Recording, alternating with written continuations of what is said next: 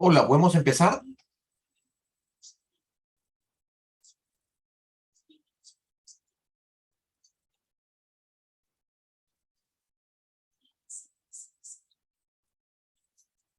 Bien, perfecto. Muy buenas.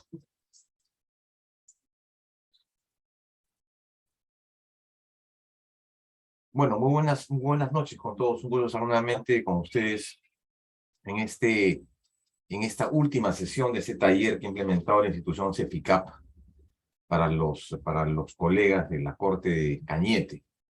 Y bueno, hay un tema que había quedado pendiente en las dos actividades anteriores, y por ello no menos importante, pero sí para abordarlo dentro de la perspectiva de la argumentación e interpretación jurídica. Nos referimos al deber de la motivación y de la fundamentación, como no solamente como un derecho, sino también como una garantía desde el punto de vista de los justiciables.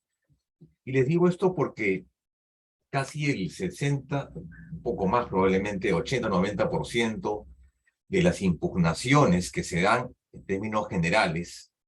Impugnación es el derecho de recurrir ante un órgano superior con la finalidad de que el acto sea revocado, reformado o reexaminado. Básicamente sustentan sus pretensiones en el hecho que la decisión, independientemente de cuál sea el proceso, no ha sido debidamente motivada o fundamentada. Entonces, eso es realmente un tema ciertamente, digamos, complejo en el ámbito judicial y en el ámbito de la argumentación, porque este tema no es únicamente judicial. La argumentación en torno a la fundamentación y motivación tiene todos los alcances, tiene alcances diversos y amplios en materia de la ciencia del derecho. Y en general, yo diría que son conceptos en materia de la retórica jurídica que no han sido, diría, correctamente o debidamente abordados, desde una perspectiva de que la motivación viene a ser, en primer lugar, un derecho fundamental, en el sentido que ésta puede ser invocado por cualquier justiciable en cualquier tipo de procedimiento. En segundo lugar, también es una garantía de carácter jurisdiccional que representa esta exigencia de que en todos los ámbitos deba por lo menos motivarse y fundamentarse. Y entonces planteemos por algunas preguntas. ¿Por qué debemos motivar? ¿Por qué hay que motivar? Bueno, varias son las razones. Algunas razones desde el punto de vista del sentido común y otras desde el punto de vista lógico. Desde el punto de vista del sentido común, hay que motivar porque hay que expresar las razones o las consideraciones de una decisión. Y eso le brinda cierto nivel de racionalidad en la medida en que justifica una decisión. Entonces, ¿para qué se motiva? Se motiva para justificar, para fundamentar, para brindarle seguridad jurídica a una decisión. Y entonces eso también en el ámbito lógico tiene un elemento importante. Se motiva precisamente para darle logicidad al enunciado, a la decisión judicial. Claro, ciertamente hay muchos actos judiciales que no tienen que ser motivados, por eso se dice que son actos de mero trámite. Pero la mayoría de actos procesales tienen que ser debidamente motivados y fundamentados. Esa es la razón por la cual debemos motivar. Ahora, ¿para qué se motiva? Se motiva por dos razones, básicamente. La primera de ellas es que se le brinda o se busca brindarle al órgano que emite la resolución una posibilidad de que ella, digamos, que se evite acudir a una instancia superior. ¿De acuerdo? Por eso hay exigencia y motivación. Es decir, que se respete el derecho a recurrir, a cuestionar, ¿no?, como derecho básico. Y el segundo es brindarle a la instancia superior a la cual tiene que ir ciertamente este pedido, digamos que tiene el vehículo que está dentro de lo que significa el derecho de recurrir a la doble instancia, para que la doble instancia o el ente que va a reconocer o va a recibir ese pedido, esa serie de argumentaciones, tenga algunas razones o justificaciones para expresar su posición. Entonces es, por un lado, una necesidad de que le brindemos a la instancia superior los argumentos necesarios para que puedan precisarse en qué sentido se plantea la decisión, con la finalidad de que ésta sea modificada o revocada, o en todo caso declarada nula. Tiene efectos obviamente modificantes. Esas son las razones distintas por las cuales también hay que motivar. Pero ciertamente en un Estado constitucional de derecho, como en el actual, el tema de la motivación también tiene que ver básicamente con una garantía procesal. Es, por un lado, una garantía de carácter jurisdiccional, es un derecho fundamental y también es una garantía procesal. Está dentro de los distintos contenidos que plantea la teoría del proceso. Es por ello entonces que enfocar correctamente la fundamentación y la motivación resulta siendo necesario para todo tipo de actuación. Repito, no solamente en el ámbito judicial en todos los sentidos, ¿no? Sino también en todos los ámbitos del derecho. La motivación y la fundamentación vendría a ser la observancia a la estrictez jurídica basada en un requisito o exigencia de brindarle racionalidad a los hechos en los cuales tienen que expresarse en una decisión. Ahora bien, tengo para ustedes, para compartir un material que hemos traído, este que está acá, es un material bastante amplio. Sin embargo, no vamos a ver todo, vamos a ver, digamos, hasta donde el tiempo básicamente lo permita.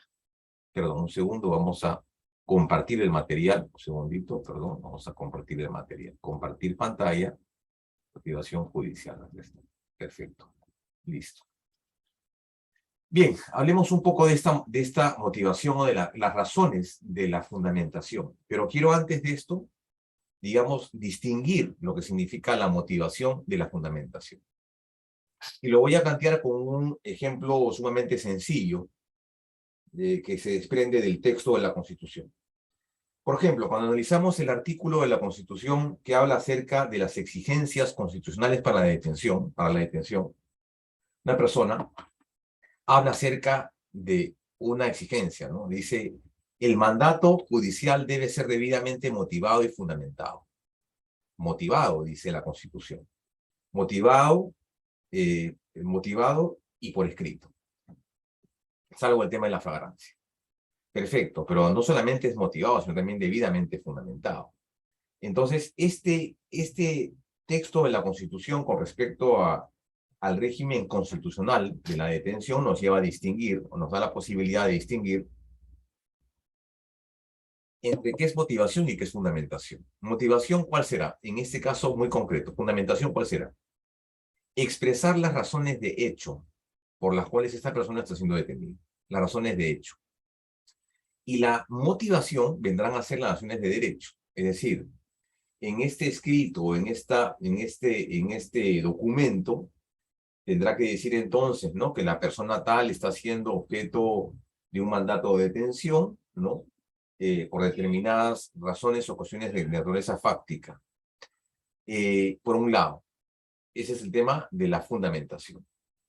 Y la motivación será entonces las razones que involucran el tema de las facultades del juez para tomar esta medida. Entonces ahí el juez les hará una suerte de encuadramiento de la conducta correspondiente y como consecuencia de ello, de ese paso previo de identificación, entonces establecerá esta restricción a la libertad individual. Entonces, ahí tenemos un caso claro de lo que significa la motivación y la fundamentación en términos de un, digamos, sencillo alcance del artículo de la Constitución. Ahora, es obviamente además también les dije, ¿no? Tiene una triple dimensión, es un derecho, es una garantía y es una garantía de carácter procesal. Pero el artículo 139 de la Constitución nos dice, ¿no? Dispone que toda resolución emitida por cualquier autoridad judicial, incluido el TC, debe encontrarse debidamente motivada.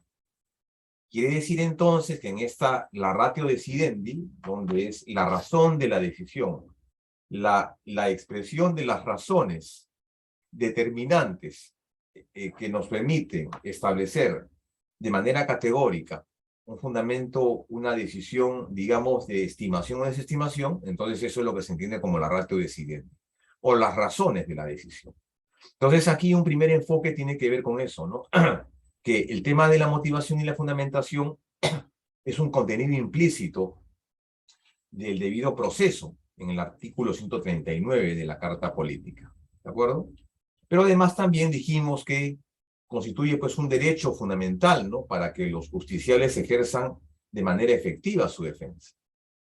Y entonces es un derecho fundamental desde el punto de vista procesal, o sea, es un jus processalis. Está inmerso de manera implícita como un derecho fundamental, es un derecho constitucional que además es de carácter instrumental porque además permite el ejercicio pleno de la defensa. Es decir, conocer las razones, las justificaciones o las conclusiones a las cuales arriba un juez o un fiscal para para establecer determinada condición. Entonces, por un lado es una garantía, por otro lado es un derecho y también es una garantía de carácter procesal. Y el artículo 139 de la Constitución habla acerca de eso, nos dice, ¿no? Son principios y derechos de la función judicial la motivación escrita de los órdenes judiciales en todas las instancias, excepto los secretos de mero trámite, ¿de acuerdo? Es decir, hay actos procesales que no tienen que ser debidamente motivados ni fundamentados, porque la ley así lo expresa, ¿no? Pero en todos los demás, todos los actos procesales deben ser debidamente motivados y fundamentados. Bien, ¿qué más? Ahora, este derecho, ¿de acuerdo? El derecho a motivación, como tal, pues no implica la extensión de la misma. Yo puedo motivar en una página, yo puedo motivar en 3 carillas, o simplemente expresar 1 o 2 ideas con respecto a las razones por las cuales se fundamenta mi decisión. Entonces, un tema importante es que, ya lo ha dicho el Tribunal Constitucional, que el tema de la motivación, digamos, no garantiza pues una determinada extensión de la motivación, sino un sustento fáctico y jurídico en la decisión. Eso es lo que se debe, ese es, digamos, el contenido mínimo. Esta exigencia desde el punto de vista constitucional, digamos, al caso en concreto. Y por otro lado, también ha establecido el tribunal con respecto al tema de la motivación, que el razonamiento que utilice el juez debe responder a las alegaciones de las partes del proceso. Es decir, la motivación debe estar referida a los hechos, ¿de acuerdo? Debe estar limitada por los hechos y debe, digamos, resolver de forma ordenada y debidamente clara y precisa aquellos contenidos que se consideran como que lo que son las alegaciones del proceso, es decir, lo controvertido, lo litigioso, ¿no? Entonces, ahí podemos hablar de una serie, digamos, de omisiones que también han sido observadas y desarrolladas en su momento por el Tribunal Constitucional, que tenemos 2. Dice, cuando el juez altera o excede la petición planteada, incongruencia activa, o cuando no contesta las pretensiones, es decir, incongruencia omisiva. Es decir, estamos frente, una primera condición es que la motivación como un derecho fundamental, digamos, no debe evaluarse dentro del contexto de la extensión. Puede ser una página, 2 páginas, puede ser solamente una razón la que sea suficiente para determinar que el acto ha sido debidamente motivado y que el acto debió sido debidamente fundamentado. ¿De acuerdo? Y entonces es otro criterio más en el sentido de la motivación que dice, no garantiza que la decisión expresada en el fallo sea como consecuencia una deducción razonable de los hechos, de las pruebas aportadas, ¿no? La valoración jurídica es importante tomar en cuenta porque eso va a motivar al juez, en este caso, a la persona que tiene que hacer efectiva la motivación a básicamente desarrollar este concepto. ¿De acuerdo? ¿Y qué dice? Claro, sea consecuencia de una resolución razonable de los hechos del caso. Otro criterio más que ha planteado en su momento el Tribunal Constitucional. Perfecto. Y acá tenemos otro caso, dice el otro repertorio de instrucción. Acá tenemos un caso interesante que a veces suele pasar por estos temas que tienen que ver con la motivación. Y es el hecho, queridos amigos, que tiene que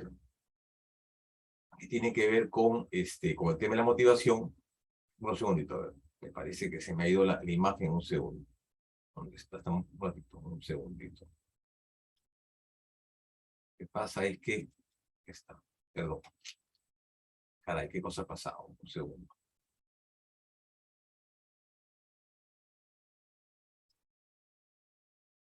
Un segundo. Un segundo. Vamos a dejar de compartir para compartir de vuelta. Lo que pasa es que machuqué otra tecla. Aquí está. Perfecto, ahora sí. Listo. Entonces les decía, por ejemplo, en este caso, un caso muy interesante, ¿no? El famoso auto apertura de instrucción, ¿no? Es un documento de mero trámite. Sin embargo, ahí nos puede dar un caso interesante de cuándo se debe motivar y cuándo no. Y aquí, por ejemplo, un caso interesante les decía porque el auto apertura de instrucción, por ejemplo, es un documento de entrada del proceso, ¿no? Sí, con el cual se inicia el proceso. Y ahí se establece, digamos, la situación jurídica, ¿no? Mandato de detención, comparecencia, es decir, en términos penales muy generales. Pero en estos actos a veces podríamos hablar introductorios o preparatorios o de mero trámite, se exige realmente la motivación.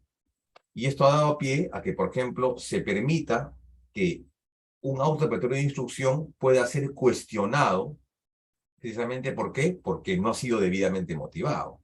O sea, mínimamente que deben estar las razones, las justificaciones, ¿no?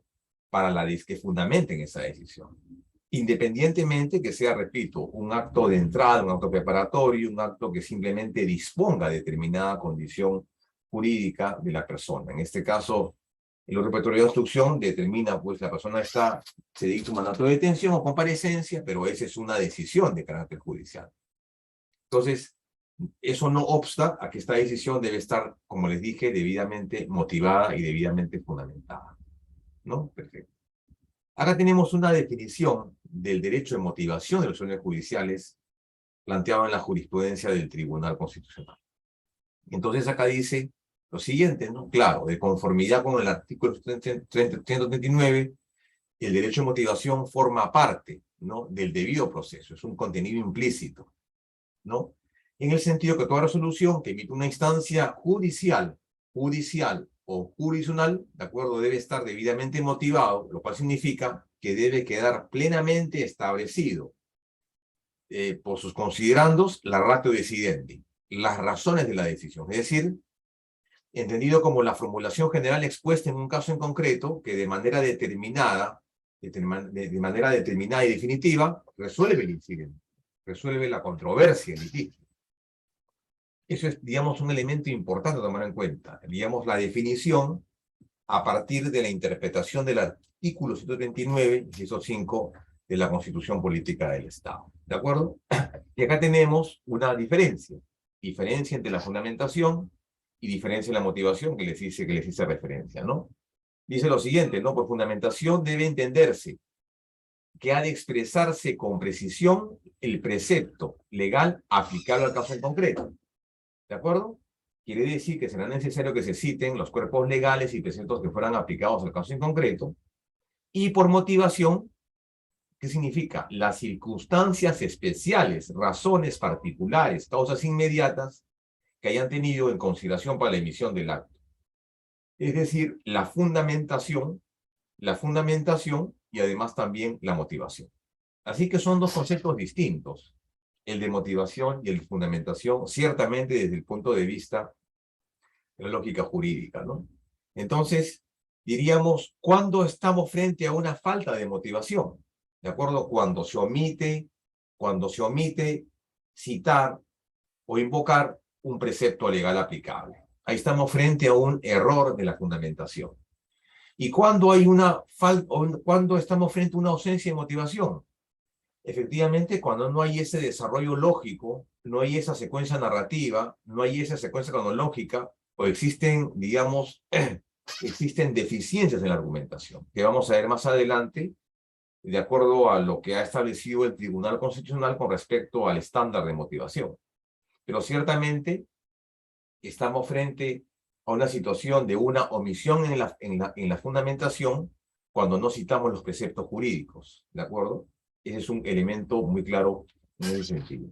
Entonces, hablar entonces de la motivación de los judiciales básicamente constituye, ¿qué cosa? Un conjunto de razonamientos, razones, justificaciones de derechos realizados por el juez en los cuales apoya su decisión, de manera determinante y determinada. pero también dice, ¿no? Consiste en fundamentar los argumentos fácticos y jurídicos que sustentan su decisión. Básicamente es eso, ¿no? La expresión de un conjunto de razones y justificaciones que le dan al final esa, digamos, lógica jurídica, esa coherencia para garantizar la seguridad jurídica, ¿no? Y para expresar básicamente el hecho de que lo dispuesto, lo resuelto en una instancia, suba a la otra, pero que la otra tenga al menos elementos a partir de los cuales va a hacer pues este análisis, esta evaluación, efectivamente, si la instancia anterior motivó o no motivó. Pero también, ¿qué cosa es? Es una exigencia de carácter constitucional, es decir, que debe cumplirse, salvo en los trámites, en las actuaciones de mero trámite. Ahí sí no es necesario motivar, simplemente explicitar, digamos, cuál es, por ejemplo, una situación de mero trámite, cuando, por ejemplo, el juez, el secretario, por ejemplo, da cuenta al juez. Ahí no tiene que motivar, simplemente es un acto de mero trámite. Señor, estamos siendo proveídos de esa resolución. Es un acto de mero trámite y no tiene por qué motivar. Pero en todo lo demás, obviamente sí se exige la motivación. Y más aún cuando se castiga o se sanciona, es necesario por lo menos tener en cuenta el motivo de la motivación. Bien, ¿cuáles son estas bases de la motivación? ¿Cuáles son esos fundamentos jurídicos de la motivación? Yo diría hay dos. Por un lado, considerar a la motivación como un instrumento técnico procesal para garantizar ciertamente la seguridad jurídica, y por otro lado es una garantía político-institucional. Garantía y por tanto que puede ser, digamos, exigible judicialmente. ¿Y cómo se hace esta exigencia judicial? Cuando se demanda, señor, su decisión no ha sido debidamente motivada, no ha sido debidamente fundamentada. Entonces, hay dos contenidos, instrumento técnico procesal y por otro lado, una garantía político-institucional. ¿De acuerdo? Bien. Pero esto a su vez también permite, por eso dije que es un derecho básicamente relacional, complementario, vinculante, permite el ejercicio correcto del derecho de defensa. Porque claro, si vamos a llevar esta decisión a un reexamen, a un segundo nivel, una segunda instancia, obviamente, para hacer efectivo el derecho de defensa tiene que haber previamente una motivación, ¿no? Porque si no, no tendría sentido. O sea, el derecho de defensa, ¿qué te permite? El derecho de defensa debe por lo menos cuestionar esta decisión, ¿no? Señor, esta decisión no ha sido debidamente motivada, fundamentada, entonces, por lo tanto, yo necesito saber cuáles son las razones por las cuales se afecta el derecho. Y por otro lado, brinda ese elemento, esa necesidad constitucional de racionalizar el desempeño de la función judicial en la correcta resolución de la controversia, ¿de acuerdo? Como consecuencia de la aplicación de un ordenamiento jurídico. Y eso también nos lleva, nos lleva al otro extremo. En la medida de una ausencia de motivación, digamos, a mayor motivación, menos arbitrariedad. A menor motivación, digamos, estamos frente a un acto sumamente más arbitrario, ¿no? Más ilegal, ¿no? Más violatorio al debido proceso. Bien, perfecto. Mucho se ha dicho de los contenidos, mucho se ha dicho de los contenidos del derecho a la motivación. Acá tenemos otro contenido más importante, la llamada extensión de la motivación, es decir, hasta dónde debemos motivar o fundamentar, cuánto será lo necesario, lo indispensable, en términos digamos, no me refiero a páginas, ¿no? Sino, como dije hace un rato, de acuerdo al Tribunal Constitucional, el estándar de motivación no debe estar sujeto, digamos, a una determinada cantidad, ¿no? Sino a explicitar las razones de la decisión. Entonces, acá tenemos alguna extensión de la motivación. Número uno, ya ha dicho el Tribunal Constitucional que debe por lo menos existir una fundamentación jurídica. Es decir, que no implica, ¿no?, la sola mención de normas. Es decir, algo lo que ya en algún momento ha dicho, por ejemplo, la ley administrativa, ¿no?, que la motivación no puede ser entendida como la sola enumeración de dispositivos, ¿no? o la reiterancia, o si no, o mejor dicho, o también digo, la cita textual, ¿no? Eso no es motivar. O sea, dice, la copia o la cita no es de por sí una motivación. La motivación debe ser un proceso argumentativo, racional, lógico, jurídico, que brinde seguridad, ¿no? Y que además pueda ser confirmado y pueda ser debidamente corroborado y acreditado. Entonces, la fundamentación jurídica viene a ser ¿qué cosa? Una explicación y una justificación por la que tal caso se encuentra o no dentro de los supuestos que contemplan las normas. Explicación y una justificación. Pero también debe haber una suerte de congruencia, ¿no?, entre el pedido y lo resuelto. Porque si no estamos hablando de un defecto sumamente grave de la motivación, es decir, la decisión debe basarse en los hechos. La decisión debe encuadrar correctamente los hechos. Si no, entonces estamos frente a una ausencia, a una deficiencia propia de la motivación.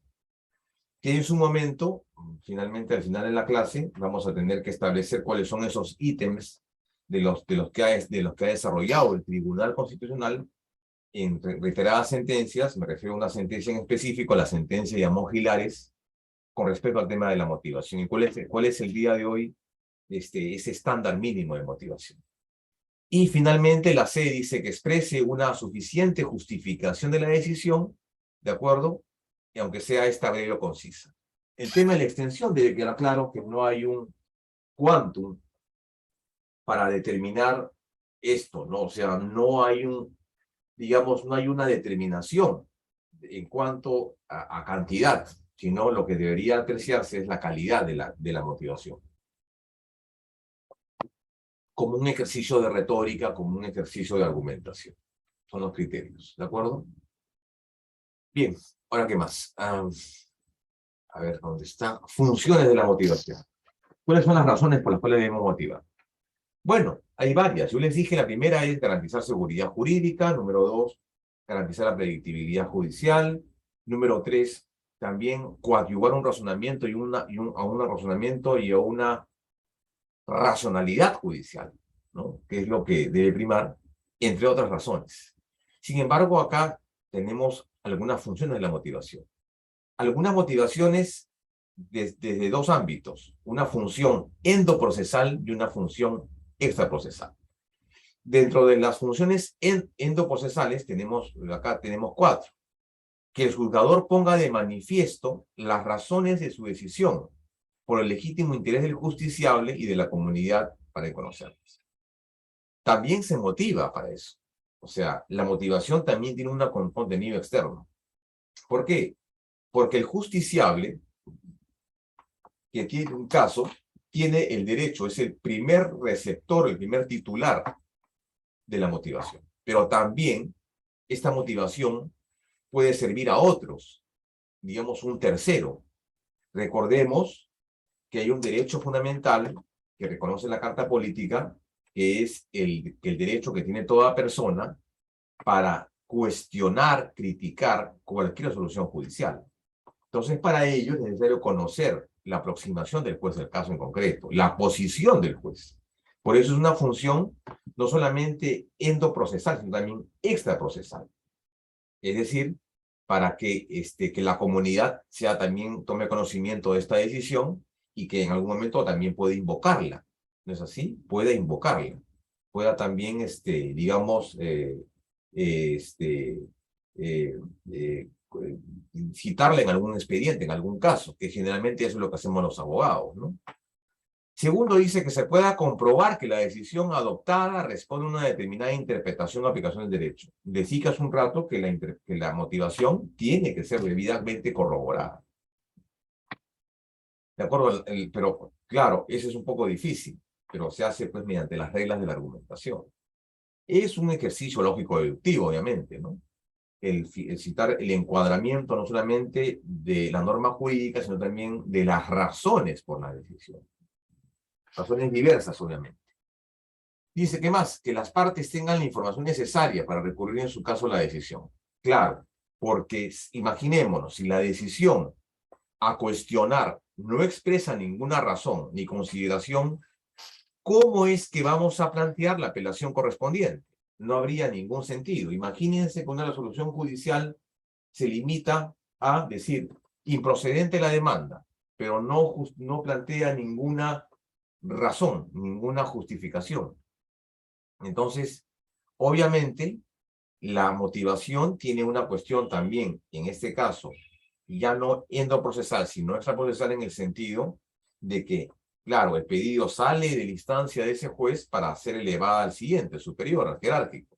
Claro, pero el jerárquico tendrá entonces que, por lo menos, conocer o apreciar o advertir un conjunto de razones o consideraciones en virtud de las cuales este pedido ha sido estimado o ha sido desestimado.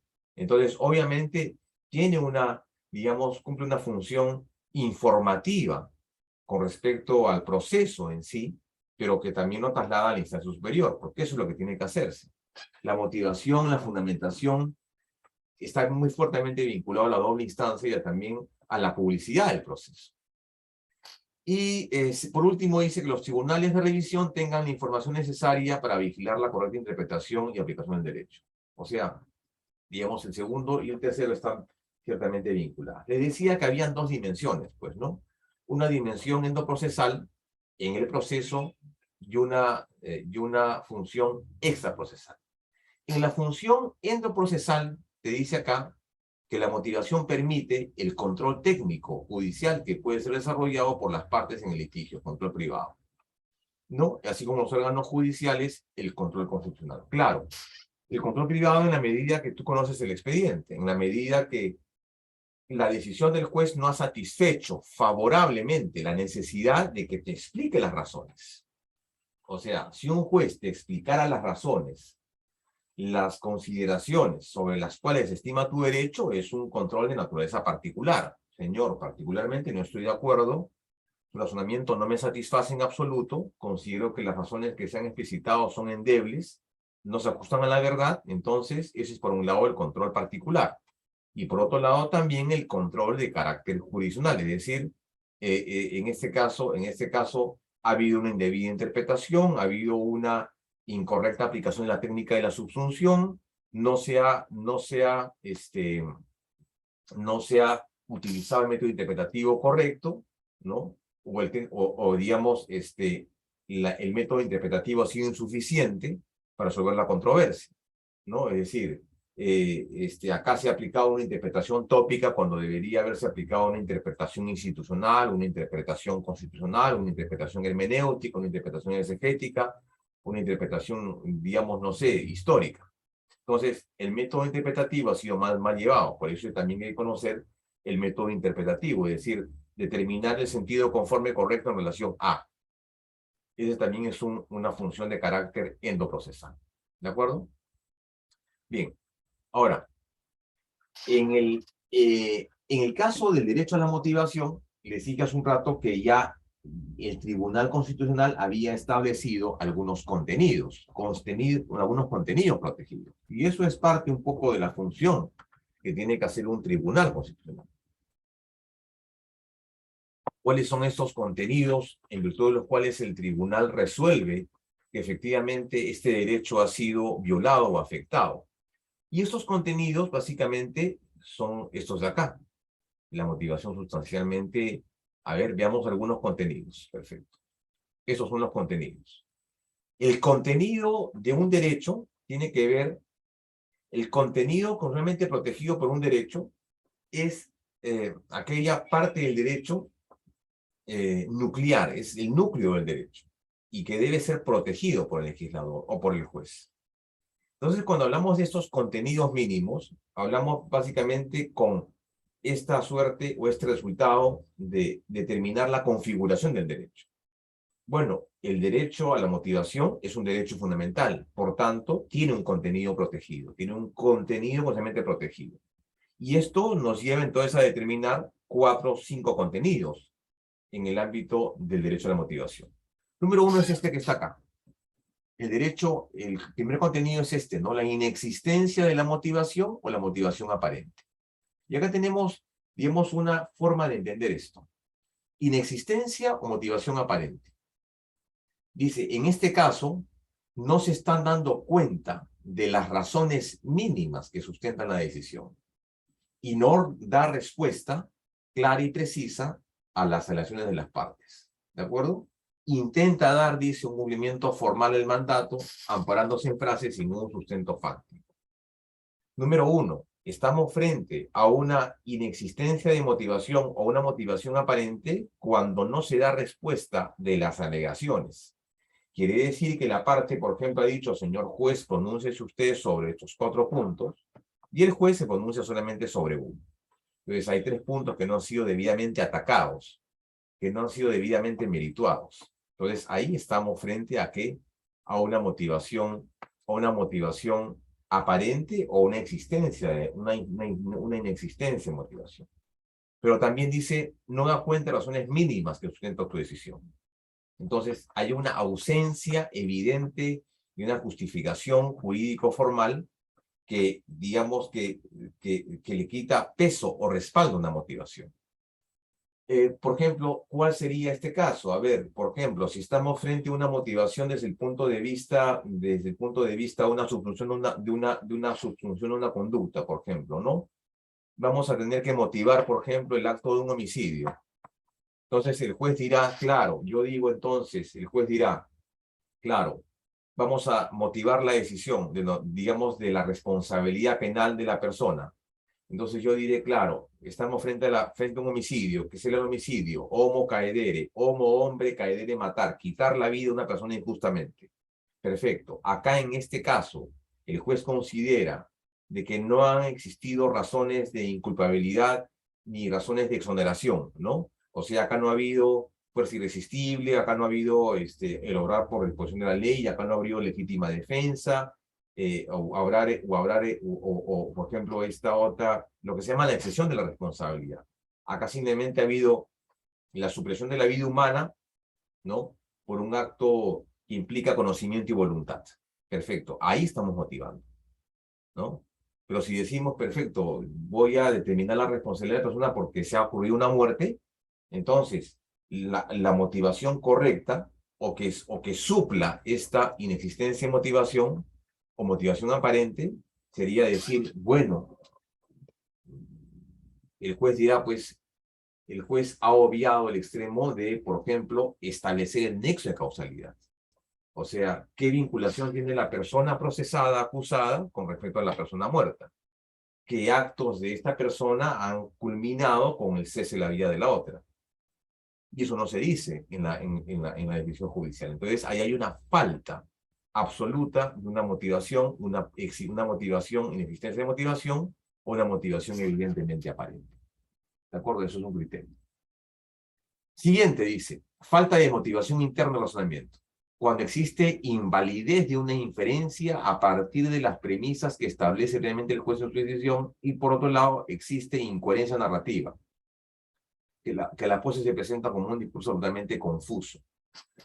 Cuando no hay coherencia narrativa, cuando no hay esa hilación de vida, cuando tú dices, ah, perfecto, la demanda me ha traído 3 puntos, ¿de acuerdo? 3 puntos. Hay tres premisas que debo atacar. A, B, C. Entonces, el juez en su razonamiento no derrumba, no se pronuncia, no analiza la 1, ni la 2, ni la 3. Falta de motivación. Existe validez en una inferencia a partir de una premisa. ¿Estamos frente a qué? Existe invalidez. No sé, hay situaciones en las cuales pues, el juez simplemente parte de premisas, digamos, ilógicas, ¿no? Por ejemplo, voy a dar algunas. Imagínense ustedes, ¿no? Por ejemplo, se comete un homicidio en la ciudad de Lima. Entonces, el juez está analizando un homicidio en la ciudad de Lima.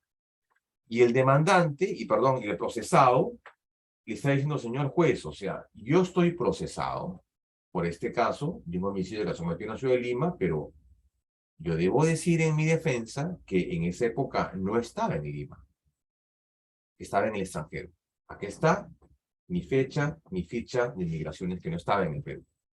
Sin embargo, es un tema determinante, ¿no? Entonces, ¿qué tiene que hacer el juez? Por lo menos partir de premisas correctas. Para que se haya producido este crimen, este homicidio, la persona tiene que estar en Lima. obviamente, físicamente, porque a salvo que se desdoble. En este caso, una persona dice, señor, yo no estoy en Lima, yo no estaba en Lima en esa época, presenta pues su pasaporte, en fin, su récord de migraciones. Entonces, imagínense que un juez puede, por ejemplo, partir de esa premisa errónea para determinar la responsabilidad. O, por ejemplo, cuando un juez, por ejemplo, juzga a una persona cuando hay una evidente situación de homonimia, por ejemplo. El juez tiene ahí a la mano, digamos, esta hoja de homonimia, ¿no? Entonces el juez emite su decisión sin tomar en cuenta esta cuestión, básicamente esta premisa errada. O sea, si hay un tema de homonimia, estamos hablando de una premisa errada. Una premisa, una inferencia, una premisa igualmente inválida. No es posible pues, que este señor, aunque tenga los mismos nombres y apellidos, digamos, haya cometido este delito. Entonces, ahí, número uno, hay una inconexión lógica, pero también hay una falta de coherencia, una incoherencia narrativa, ¿no? Estamos frente a una falta de motivación interna del razonamiento. Aquí, por ejemplo, tenemos el otro, las deficiencias en la motivación externa, la justificación de las premisas. Aquí, entonces, diríamos lo siguiente, ¿no? Claro, por ejemplo, dice, cuando las premisas de las que parte el juez no han sido confrontadas o analizadas respecto a la validez fáctica o jurídica. Claro, el juez no analiza, el juez no se pronuncia, el juez no estudia el caso. El juez fáctica ni jurídicamente, digamos, las ha confrontado ni las ha analizado. Simplemente el juez las obvia, ¿de acuerdo? Un extremo de la pretensión te dice tal cosa, sin embargo, eso no ha sido confrontado. Entonces el juez obvia esto. Entonces hay una deficiencia en la motivación externa, justificación de las premisas. En ese caso, pues, definitivamente, esta suerte de motivación tiene que corregirse, porque definitivamente es una motivación deficiente. Pero acá tenemos otro, dice, la motivación se presenta en este caso en una garantía para validar la premisa de su diferencia. El juez debe fundamentar, ha existido un daño, ha llegado a la conclusión de que el daño ha sido causado por X, pero no ha dado las razones por la vinculación del hecho. Es decir, básicamente, lo que dije hace un rato, ¿no? El llamado nexo de causalidad. Es otro tipo de razón o justificación. Estamos hablando de los distintos contenidos que ha planteado, digamos, la jurisprudencia. Acá tenemos otro, la motivación insuficiente. Se refiere al mínimo de motivación exigible a tener razones del hecho o el derecho indispensables. Vean, acá es un tema bastante complicado, porque dijimos hace un rato que ya se había establecido que no se puede adjudicar pues un quantum en la motivación. La norma, digamos, el estándar de motivación no representa una exigencia de cuánto es lo que debes motivar, ¿de acuerdo? Lo que sí te pide es una motivación, digamos, suficiente, necesaria. Pero acá estamos frente a un caso, dice, claro, estamos frente a una cuestión insuficiente. ¿Cuál es el mínimo? Y esto responde a una lógica de lo que en su momento planteó la Corte Interamericana. El estándar mínimo es aquel, digamos, aquello que debe garantizar el juez. Mínimo, en lo mínimo. Lo mínimo exigible en el tema de motivación es que por lo menos haya un esfuerzo por parte del juez a acreditar un hecho y una consecuencia. Es lo mínimo. ¿De acuerdo? Es el mínimo exigible. Ahora, el otro tema que tiene que ver con esto es que, claro, dice, atendiendo las razones de hecho o de derecho indispensables. Claro, entonces estamos hablando, ¿cuánto es lo mínimo? Entonces ahí podríamos decir, claro, esto debe corregirse. Corregirse frente a una motivación suficiente. Frente a una motivación insuficiente, entonces debe por lo menos enfrentarse o corregirse conforme a una motivación suficiente o una motivación densa, como se ha planteado en su momento, como lo ha planteado en su momento el Tribunal Constitucional. Una motivación insuficiente se combate con una motivación suficiente, ¿no? Una motivación densa, como se ha dicho en su momento. Bien. Y por último tenemos esta, ¿no? La motivación sustancialmente incongruente. Sustancialmente incongruente.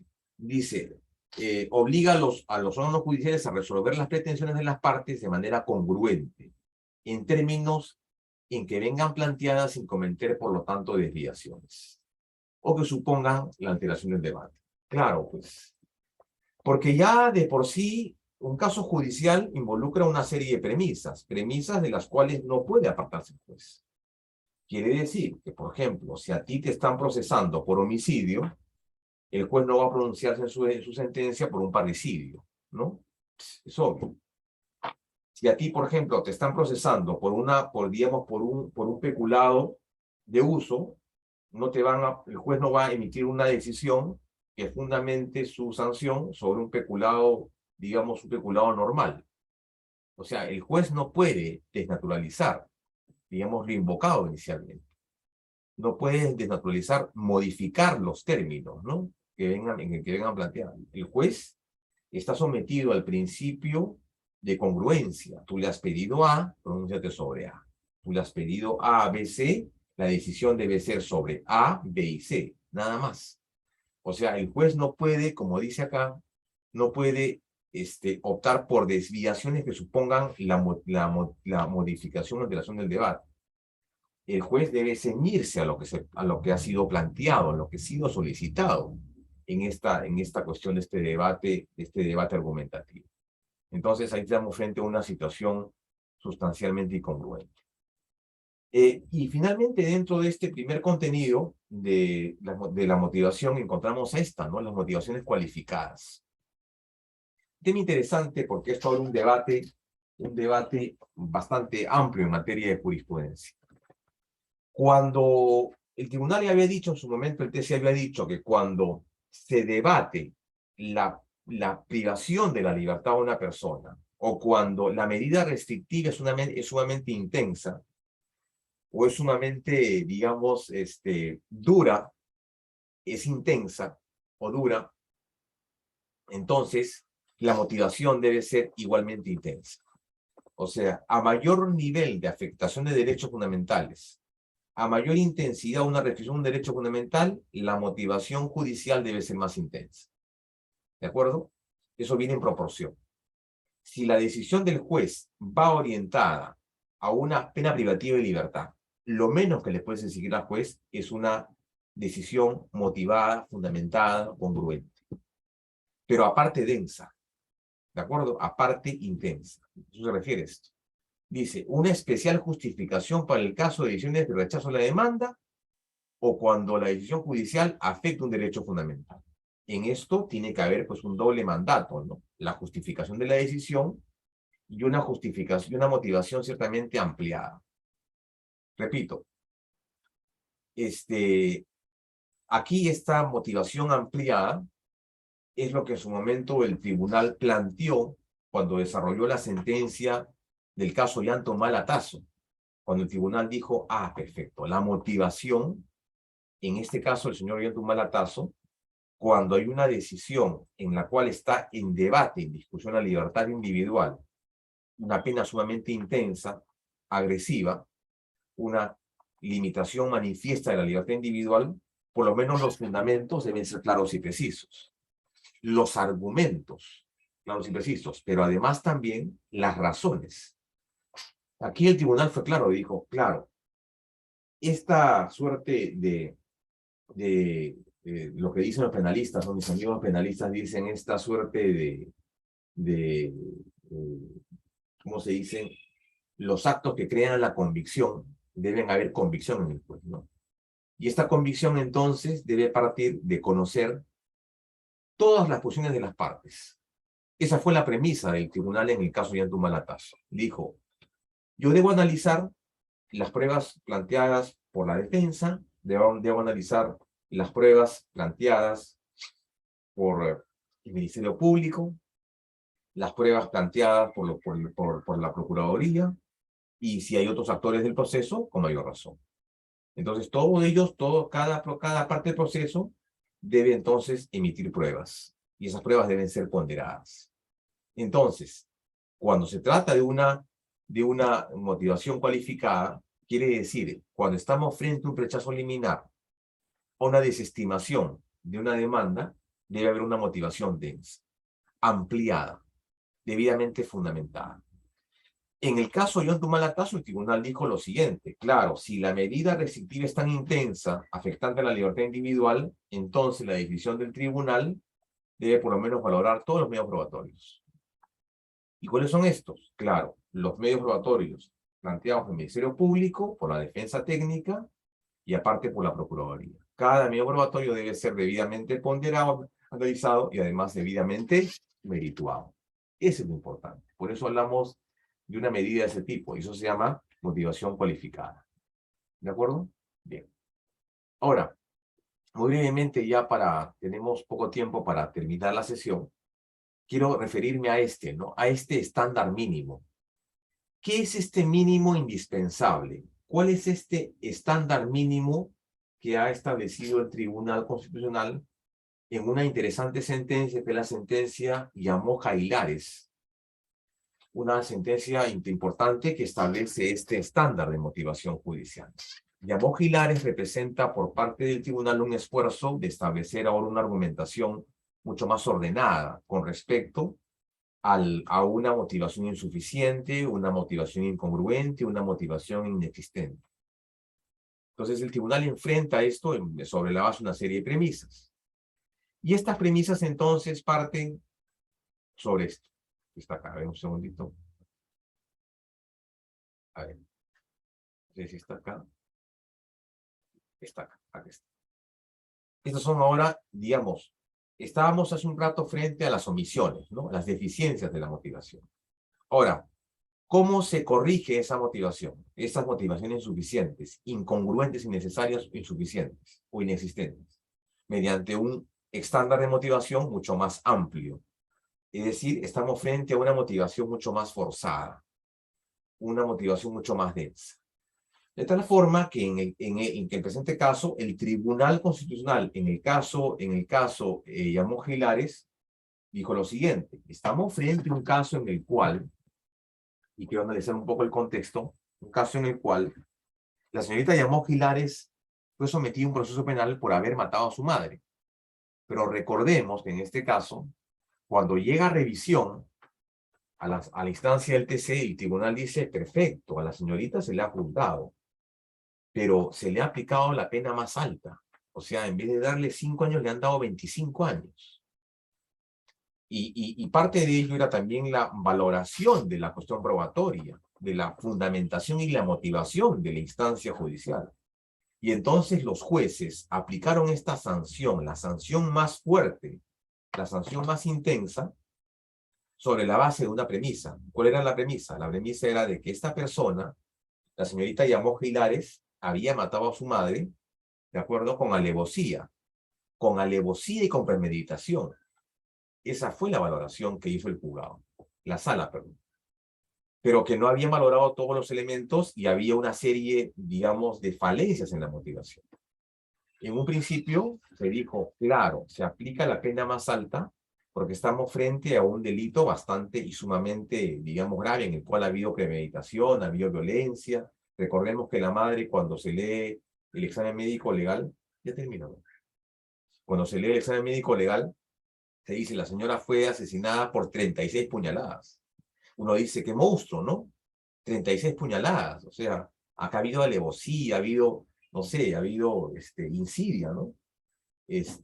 Pero cuando digamos, se evaluó el certificado médico, solamente se determinó que una de ellas fue necesidad mortal, una que dio en el cuello. A partir de ese caso, el tribunal entonces determina ese nuevo estándar de motivación. Y lo dice acá, ese nuevo estándar de motivación, que significa entonces, debe haber por lo menos, para combatir las deficiencias y la falta de motivación, una motivación, digamos, aparente, inexistente, insuficiente, incongruente, debe haber ese tipo de motivación a oposición para, digamos, darle un contenido a esto. Y acá tenemos entonces cinco exigencias en motivación. Una motivación interna, externa, suficiente, necesaria y congruente. 5 estándares de motivación. El primero, interna. Es decir, Debe haber por lo menos una motivación, ya no para el público, sino para la decisión del caso, que resuelva las controversias, que se pronuncie sobre los extremos de la decisión, que se pronuncie sobre cada uno de los extremos de la decisión, ¿no? Si la decisión, si el caso, digamos, si la pretensión tiene cinco extremos, entonces pronúnciate sobre los 5 extremos. Interna. La decisión interna solamente, digamos, involucra al juez con este principio de autovinculación judicial. Interna. Externa, para afuera. La motivación también crea jurisprudencia, la motivación también genera una discusión. La motivación en una sentencia genera también una posibilidad de crítica a futuro. ¿De acuerdo? Así que toda decisión debe ser, toda decisión aparte motivada desde el punto de vista endoprocesal, extraprocesal, tiene que ser debidamente fundamentada para, digamos, crear una suerte de motivación para afuera. ¿De acuerdo? No solamente en el proceso, intraproceso, sino endoproceso. Suficiente. ¿Cuánto es lo que yo debo, cuánto es lo que debo motivar? Debo motivar seguramente aplicando el Código Penal, por supuesto, aplicando una serie de premisas fácticas, jurídicas, sí, la ley de la experiencia también, la grabación de pruebas también. ¿Qué más podría incorporar en mi razonamiento? ¿Por qué no aplicar el control difuso de convencionalidad como parte de una línea argumentativa, una línea de desarrollo que incorpore, por ejemplo, sentencias de la Corte Interamericana, sentencias del Tribunal Constitucional, hacer un control de normas, ¿no? O sea, ¿cuánto es lo suficiente? Yo puedo decirlo eso en una sola hoja, pero cuando se trata de la libertad individual o una restricción eventual de un derecho fundamental, esta motivación debe ser obviamente mucho más densa, suficiente, necesaria, que se pronuncie de manera clara y precisa sobre los puntos expresados en lo que tú has sido pedido. Tú le has pedido, señor, o sea, 5 puntos. Pronúnciate sobre los 5 puntos. Y congruente, que haya una lógica narrativa, que haya una lógica con respecto al tiempo, una coherencia narrativa. O sea, que no hayan vacíos, que no hayan huecos, que no hayan espacios de duda. Estos 5 elementos son importantísimos para efectos de una decisión judicial el día de hoy. Es el nuevo estándar que ha planteado el Tribunal Constitucional. Bien, aquí está, tenemos el estándar mínimo. Lo que el derecho exige es que el agente empleado por el juez guarde relación con el problema que corresponde resolver. Es entonces esto lo que ha planteado, lo que ha planteado el tribunal nos parece interesante. Ahora, hay otro tipo de motivación que también solamente quiero precisarla o señalarla, que es la siguiente: la motivación incogitando, los errores incogitando, que tienen que ver con los vicios de razonamiento derivados de la infracción de los principios, las reglas y la argumentación.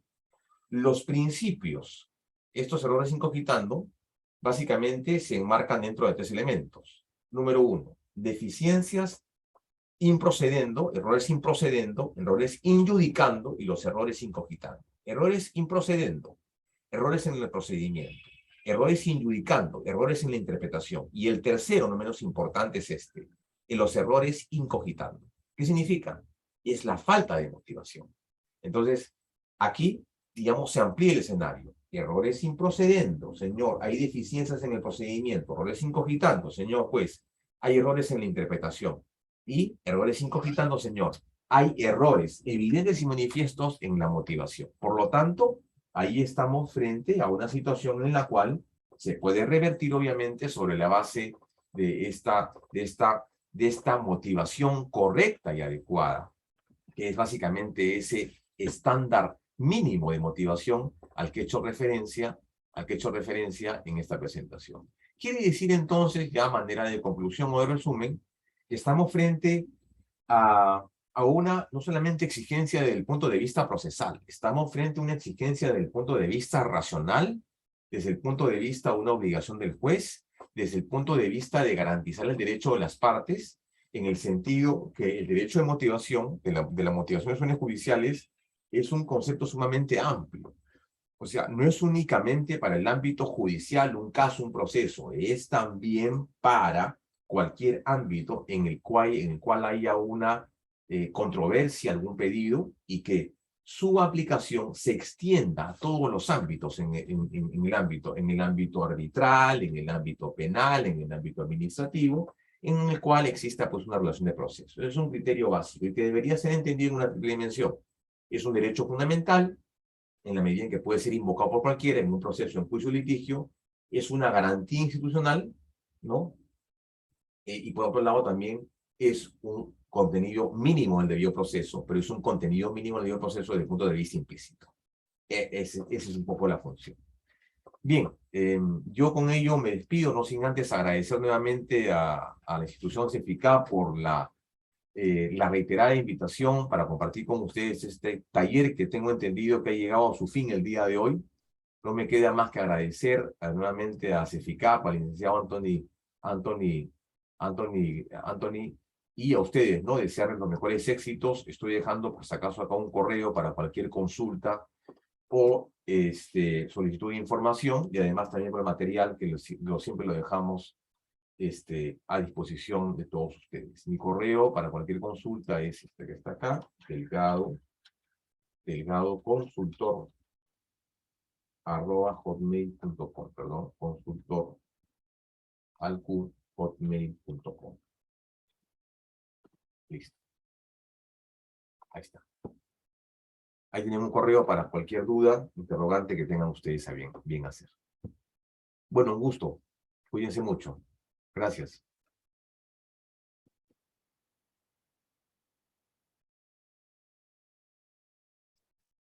Licenciado, ¿está por ahí? No tenemos contacto con el licenciado. Bueno, gracias.